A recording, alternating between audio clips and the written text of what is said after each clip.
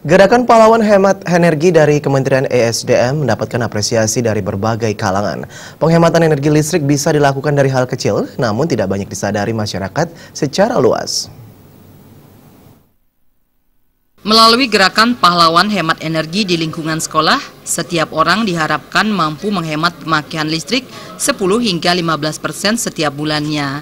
Perilaku konsumtif pemakaian energi tidak saja disebabkan pemakaian listrik yang berlebih, namun juga bisa terjadi karena pemakaian listrik yang terbuang.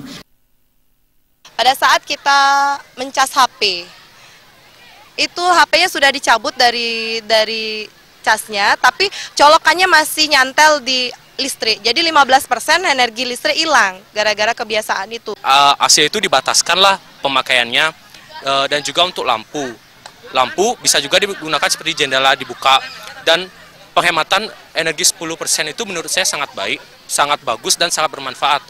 Kadang-kadang kita lupa, tetapi sekarang di sekolah kita sudah mencobakan anak kita supaya selalu di kelas, kemudian di ruangan manapun, kalau memang terang ya kita matikan lampunya gitu.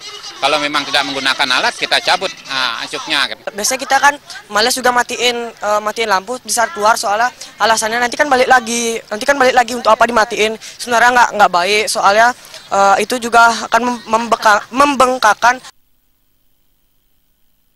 Hemat energi dari Kementerian ESDM juga diharapkan akan meluas di masyarakat.